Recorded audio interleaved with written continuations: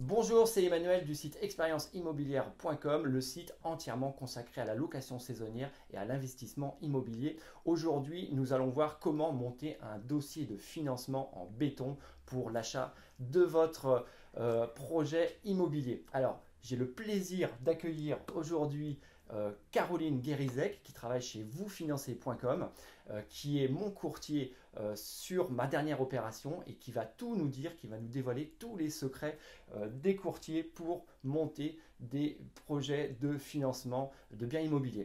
Bonjour Caroline. Bonjour, bonjour. Alors, est-ce que tu peux te présenter avant tout? Bien sûr, donc Caroline Guérizac, je suis courtier sur Lorient. Donc je fais partie du réseau Vous Financez, réseau franchisé, donc présent partout sur le territoire français et dans les dom-toms. On a à peu près à l'heure actuelle plus de 150 agences sur le territoire. Et donc moi je suis à Lorient depuis un peu plus de 3 ans, je suis dans ma 4e année. Super. Donc mon parcours, l'essentiel des courtiers en général est issu de la banque. Ce sont en général des anciens banquiers. Bon, moi je viens du commerce, j'ai fait des études de commerce.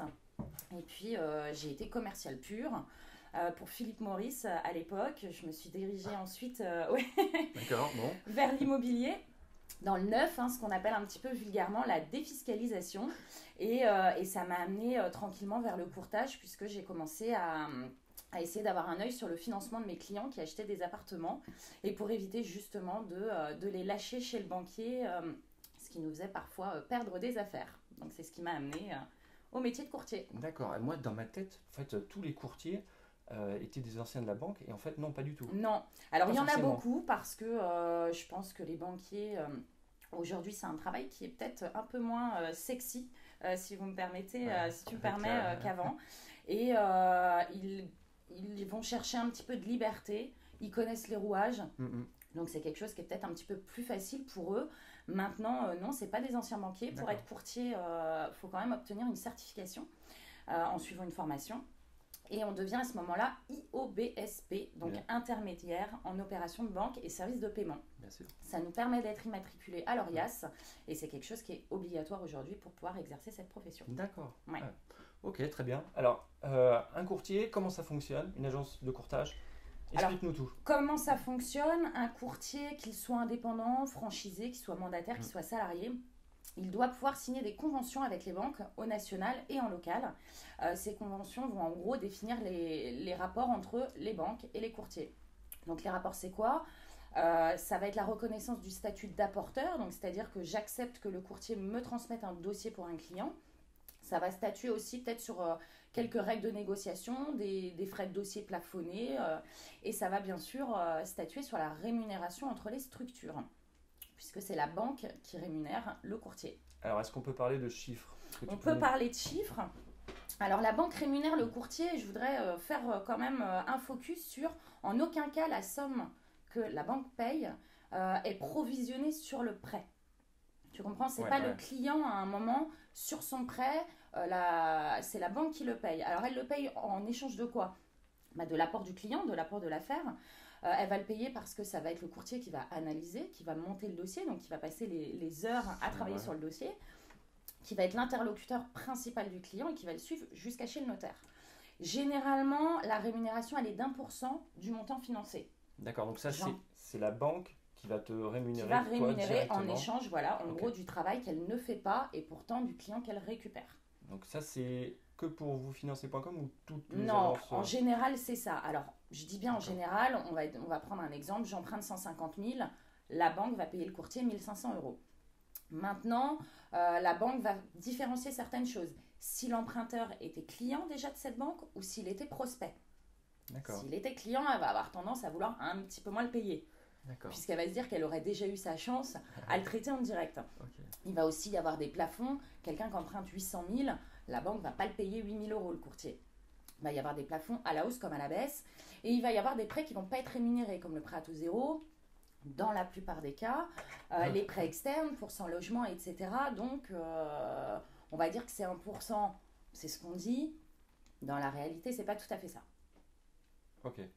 Donc ça, c'était la partie banque, Banque, rémunération courtier. Et hum, moi, si j'arrive, est-ce que je dois te payer quelque chose?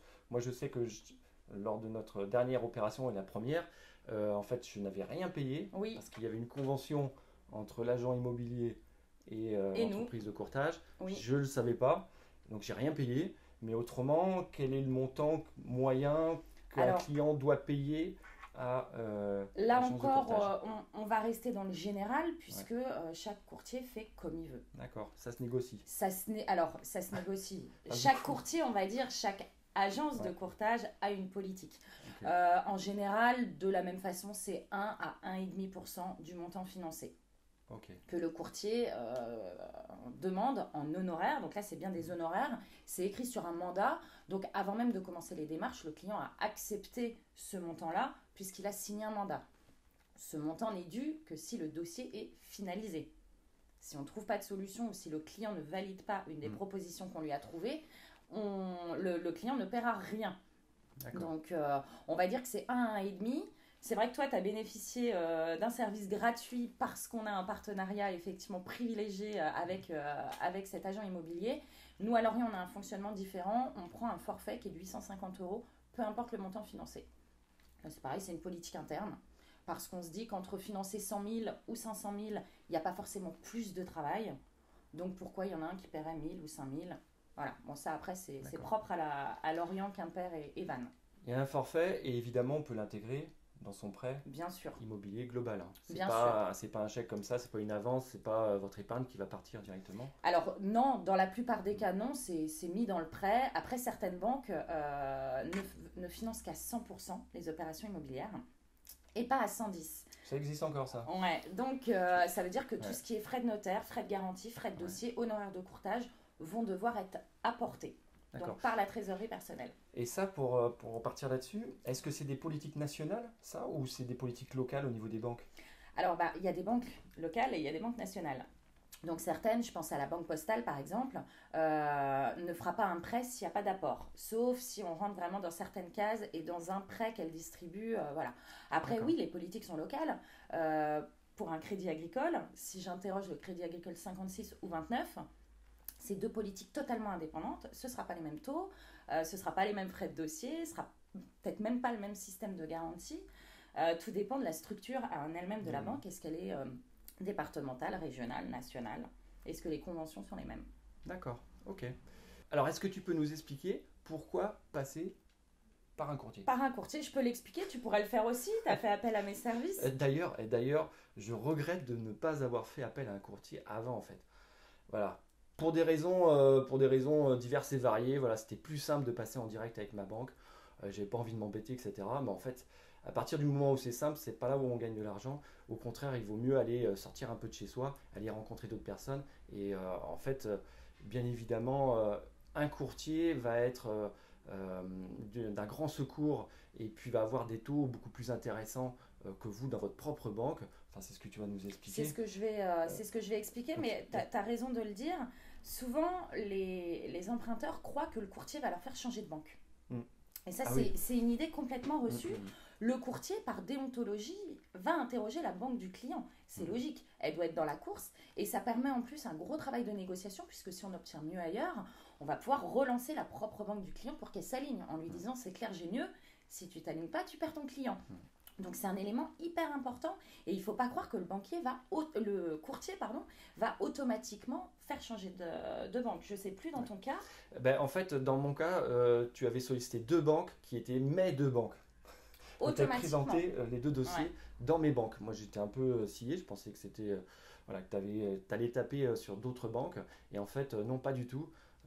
Caroline a présenté mon dossier dans ma propre banque et j'imagine que tu as eu des taux beaucoup plus intéressants que si j'y avais été directement. Ça, c'est clair.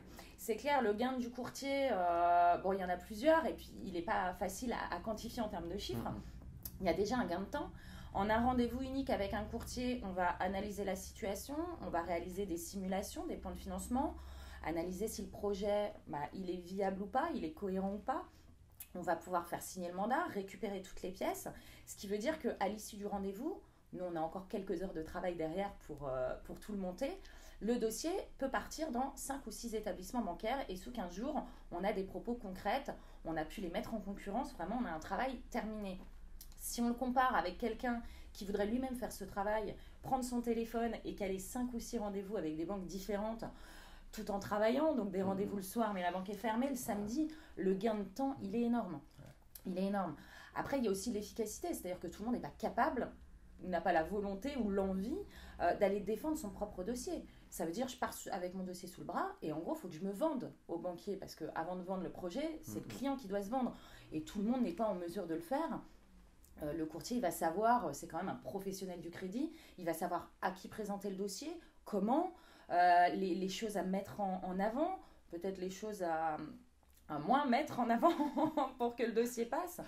Donc voilà, c'est confier son dossier à un professionnel qui connaît tous les rouages, qui va savoir quelles sont les banques les mieux, quels sont les prêts qui vont pouvoir être dispo en local aussi, avec les communautés d'agglo par exemple. Vision globale du dossier et du client. Et puis bien sûr, comme tu l'as dit, c'est l'argent, c'est le nerf de la guerre. Nous, les courtiers, on représente un volume par rapport aux banques. C'est pas juste votre dossier, c'est 15 dossiers qui ont été envoyés dans la même banque la même semaine. Fatalement, on a des grilles de taux préférentielles, donc déjà les taux sont mieux. Et puis, c'est ce que je viens de dire, on connaît les prêts d'aide en local, on va connaître des techniques dont on parlera peut-être tout à l'heure de montage pour faire baisser les coûts. En gros, le courtier, s'il ne vous fait pas baisser ce qu'il vous coûte, on n'existerait pas. C'est vrai que c'est un peu l'enfer de multiplier en fait les rendez-vous avec les banques. C'est du temps et c'est de l'argent. Si on passe par un courtier, c'est beaucoup plus simple. Vous négociez une seule fois et puis après c'est elle qui fait le travail. Donc c'est quand même super intéressant pour tout le monde, quoi. Surtout, ça va nous faire gagner non seulement de l'argent, mais aussi du temps. Est-ce que tu peux nous donner des techniques pour monter un excellent dossier ? Qu'est-ce qu'il faut faire pour avoir cet accord, ce oui du financement ? Dis-nous tout. Qu'est-ce qu'il faut faire ? Est-ce qu'il y a une solution miracle ? Non, sinon les gens n'auraient pas de refus de prêt. Je pense que oui, l'idéal c'est déjà d'aller voir un courtier, ou même, je vais prêcher pour une autre paroisse, d'aller voir son banquier. Il faut commencer d'abord, avant de s'engager dans des recherches, des démarches qui sont aussi extrêmement chronophages, d'aller visiter tous les week-ends des biens. Il faut savoir où on va. Donc il faut avoir défini une enveloppe dès le départ et ne visiter des biens que dans son enveloppe pour aller directement dans la bonne direction. Après, je ne crois pas qu'il y ait de bon ou mauvais profil, de bonne ou de mauvaise situation, comme on dit. Je pense que les banques ne prêtent pas qu'aux riches. Il y a une situation qui doit être cohérente dans son ensemble. Je ne sais pas, est-ce que je donne des exemples, mais... Vas-y. Est-ce que par exemple, si j'ai pas de CDI, est-ce que ça pose un problème ? C'est souvent la question. Si tu n'as pas de CDI et que tu empruntes seul, donc que tu es célibataire ou que tu empruntes seul, oui, ça peut poser problème.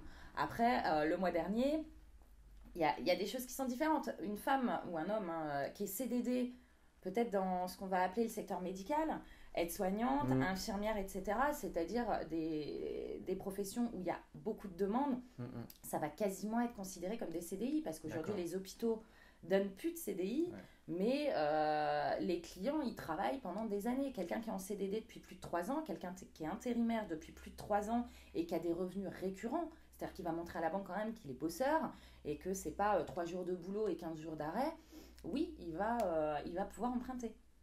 Après, il faut que ce soit cohérent. C'est-à-dire, si le statut professionnel est un petit peu plus instable, on va dire qu'un CDI, est-ce qu'on peut dire aujourd'hui qu'un CDI est stable par rapport à un CDD, c'est un autre débat, mais il va falloir qu'il ait peut-être un petit peu d'épargne. Comme ça, au cas où il se blesse, un intérimaire, c'est ça le problème. Demain, il se blesse, il ne va pas avoir de mission pendant 2 ou 3 mois, il va donc être au chômage, les revenus vont baisser.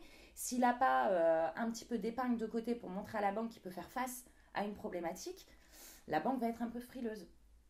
Toujours rassurer aussi son banquier ou son courtier. Ce qu'une banque, elle n'aime pas, c'est prendre un risque. Voilà, c'est tout. C'est, si aujourd'hui, même si vous gagnez bien votre vie, vous avez 500 € de loyer, vous vivez avec le reste de votre salaire sans jamais avoir mis 1 € de côté, et que demain, vous demandez à la banque un prêt qui va donner une mensualité de 900 €, ce qu'on appelle le saut de charge, du coup, qui va être de 400 €, la banque, elle ne va pas avoir envie d'aller. Elle va se dire, mais comment vous allez faire pour sortir 400 € de plus demain qu'aujourd'hui, sachant que vous ne mettez pas de côté, vous allez dans le rouge. Si ce même client paye 500 € de loyer, mais montre à la banque, sur les 3 derniers mois de relevé de compte, c'est ce qu'on demande quand on présente un dossier bancaire, qu'il est capable de mettre 400 € de côté, ça va pas être la même chose. Mhm. La banque va du coup se dire, ok, il est capable de sortir 900 €. Donc ça va être plus l'effort d'épargne plutôt que le montant de l'épargne totale Bien sûr, qui rassure. c'est de montrer que la mensualité que je vais Mm. avoir, je suis capable de la rembourser. C'est aussi pour ça que c'est important de voir et de commencer les démarches avec le courtier avant de partir sur le projet, parce que ça, on va vous le dire tout de suite. Et du coup, sur les 2-3 mois, le temps de trouver un bien, vous mettez cet argent-là de côté, vous multipliez vos chances par 2. On prépare le projet immobilier, non pas par la visite des biens, directement par le Par le courtier, budget. le budget, Mm. le temps de faire les visites, ça va se décanter et après vous pourrez présenter votre état des lieux, votre budget et votre stratégie globale directement et pour que ça se passe le Voilà, mieux en possible. montrant qu'on est capable et que le projet il est réfléchi, Voilà. il est faisable et il sera bien fait. Donc j'ai parlé du saut de charge, j'ai aussi le fameux endettement à 33-35%, le reste à vivre, qui est une notion importante. Une fois que j'ai payé mes charges, combien il me reste pour combien de personnes? S'il reste 2000 € pour un célibataire par mois, normalement il va s'en sortir. S'il y a 6 enfants, ça peut être plus compliqué. C'est la notion de reste à vivre. Et puis pour les projets locatifs, puisque c'est ton projet, les banques ne vont pas forcément demander d'apport. Sur un projet locatif, c'est pas forcément nécessaire. Écoutez bien, hein. En plus, les taux sont bas, donc l'apport, la trésorerie, elle est mieux finalement sur votre compte que dans le projet immobilier, mais elle va demander d'avoir un peu d'épargne. Si le projet du client, il est propriétaire, il a déjà une mensualité de crédit, il achète un studio ou un immeuble, peu importe, la banque va vouloir se dire, mais si le studio n'est pas loué, est-ce que vous vous mettez dans le rouge tout de suite? Donc il faut avoir quelques mois, montrer à la banque que s'il n'est pas loué pendant 6 mois, c'est pas pour ça qu'on va devoir vendre le bien en urgence. Toujours anticiper sur ce dossier bancaire. Toujours anticiper. Donc maintenant, on va voir 2 astuces. La première pour avoir un taux le plus bas possible. Et la deuxième, c'est de bien comprendre la différence entre les intérêts intercalaires lorsqu'on fait des travaux et puis le report des mensualités, le report total ou partiel des mensualités de son prêt. C'est pas du tout la même chose, vous allez voir, et ça a des incidences au niveau du coût total, au niveau des mensualités qu'on va analyser. Et c'est pas forcément le report total n'est pas forcément la solution la plus intéressante pour vous. On va voir ça tout de suite après. Donc là, on commence par la première astuce sur comment avoir un taux le plus bas possible. Est-ce que tu peux nous expliquer comment avoir le taux le plus bas possible, 100% légalement, on est bien d'accord, hein. Bien On n'est pas là pour, sûr. Alors le taux bas, déjà les taux dépendent de la durée. Si je pars sur une durée courte, mon taux sera forcément plus bas que sur une durée longue. Okay. Certaines banques réagissent par tranche de 5 ans, d'autres c'est année par année. Faut pas se leurrer, quand j'ai dit tout à l'heure qu'il n'y avait pas forcément de bon ou de mauvais profil, le risque qu'on représente vis-à-vis de la banque va aussi déterminer un petit peu le taux. Plus je représente un risque, plus la banque va me faire payer mon prêt. À l'inverse, moins je représente un risque, plus j'aurai des taux bas. Mais il y a aussi des techniques pour essayer de le baisser. Une technique simple, c'est ce qu'on appelle aujourd'hui le montage en 2 lignes, avec des prêts qu'on appelle lissés. Je vous ai pris un exemple pour que ce soit un petit peu plus simple. Même exemple dans les 2 cas, on achète 240 000, on ajoute tous les frais liés à l'acquisition. J'ai pris un forfait notaire, des frais de garantie, donc ça va être une caution ou une hypothèque, des frais de dossier. Donc dans les 2 cas, on arrive sur le même montant financé. Dans le premier que vous voyez ici, on emprunte la somme au total sur une durée de 25 ans avec des taux à peu près cohérents du moment à 1,80. J'ai pris hors assurance pour que ce soit classique. On arrive à une mensualité de 1077 €. Le crédit va coûter au total entre 63 et 65 000 €. On prend l'exemple 2, on a exactement les mêmes montants, sauf qu'au lieu d'emprunter cette somme totale sur la durée la plus longue, on va emprunter une partie sur la durée longue et une partie un petit peu plus importante d'ailleurs. Bon, il faut conserver le lissage, mais j'ai fait au maximum sur 15 ans à un taux plus bas. Ce qui nous permet d'aller atteindre un taux, ce qu'on appelle un taux moyen un petit peu plus bas, donc les sommes au prorata des taux. Et voilà, par magie, on a le même montant financé et on est à 1055 €. Alors, c'est pas énorme, 22 € par mois. Maintenant, il ne faut jamais oublier de multiplier par le nombre de mois, donc par 300 mois. Et ce gain, du coup, il représente là plus de 6 000 €. Bon, sans avoir fait grand-chose, sans avoir injecté de la trésorerie ou quoi que ce soit, méthode toute bête pour gagner 6 000 €. Et sur le schéma qu'on voit, pour bien qu'on comprenne, le prêt lissé, c'est-à-dire que Vous avez le prêt qu'on se voit se terminer au bout de 15 ans. L'autre prêt, ce qu'on appelle le prêt lissé, englobe, donc il va s'amortir un petit peu moins le temps qu'on rembourse le prêt sur la durée courte et il va prendre l'amortissement du prêt court sur la suite. Tous les taux sont bien entendu fixes, vous payez la même chose tous les mois, mais voilà, c'est ce qu'on appelle le prêt lissé, montage en 2 lignes. Donc on garde toujours la même mensualité Absolument. pendant toute la durée du prêt. Et au départ, il y a un prêt qui est sur une courte durée, donc qui permet d'avoir des taux plus bas. Et puis, une fois qu'il est payé, on attaque. On a déjà attaqué depuis le départ le prêt sur la longue durée, un tout petit peu, mais on attaque une fois que le prêt avec le taux le plus bas est fini sur la courte durée, on attaque l'autre prêt qui est sur une longue durée. Et en fait, on arrive à gagner de l'argent comme ça, tout simplement, quoi. Et là, si vous voyez l'exemple, en plus, la majorité des sommes empruntées sont sur la durée courte. On est à 115 sur la durée longue, 144 sur la durée courte. D'accord. Donc c'est d'autant plus intéressant. Alors ça, c'est des techniques qui sont utilisées par les courtiers. Moi, je ne me rappelle pas une seule fois avoir une proposition comme ça de mon banquier directement dans ma banque. Donc... Ça arrive un petit peu plus maintenant. Alors je sais pas, c'est peut-être aussi les politiques des banques ou même rien que les logiciels techniques pour pouvoir calculer les différences d'amortissement, etc. Mais oui, c'est quelque chose que les courtiers font toujours. Encore faut-il que les banques acceptent, parce que certaines fois, notamment dans les cas de rachat de crédit, donc là, les gens qui avaient fait un crédit il y a 4 ou 5 ans et qui ont profité des taux bas pour le racheter, si on rachetait plusieurs lignes de crédit, certaines banques rachetaient plusieurs lignes, mais mettaient le nouveau prêt sur une seule ligne. D'accord, ok. Et puis ça, c'est un exemple parmi tant d'autres. et des prêts en 2 lignes, on peut avoir des prêts en 6 lignes. Si vous avez un prêt à taux zéro, si vous avez un prêt patronal ou ce qu'on appelle % logement, les prêts internes aux entreprises, il peut y avoir comme ça 2, 3, 4, 5 lignes. Et à chaque fois, le fait d'avoir des taux bonifiés, ça va faire baisser le taux moyen, donc la mensualité donc, et le coût du crédit. Super astuce déjà pour optimiser au maximum son crédit. Merci beaucoup. On va passer à la deuxième astuce. Donc maintenant, nous allons voir la différence entre les intérêts intercalaires que l'on peut avoir lorsqu'on fait des travaux et puis le report total des mensualités du crédit. Est-ce que tu peux nous expliquer tout ça, Caroline? Alors, c'est pas le plus simple. C'est pas le plus simple, donc on va essayer de le faire de façon assez schématique. Pardon. Alors, le cas, c'est quand j'achète, que je vais avoir des travaux et que donc je ne vais pas pouvoir jouir du bien tout de suite. Et donc, je vais vouloir, pendant le temps de la construction ou des travaux, rembourser mon prêt différemment. Vous avez 3 options qui vont être possibles. Il n'y en a pas 2, il y en a 3. Il y en a 3. Il y a 3 options. La première, je rembourse mon prêt de façon classique en fonction des sommes débloquées. C'est-à-dire, je passe chez le notaire, je vais payer mon appartement ou mon immeuble, une partie de mon prêt va être débloquée, ça va générer une mensualité. Cette mensualité, classiquement, c'est une partie de capital, une partie d'intérêt et bien entendu les assurances sur le prêt. Je le paye classique.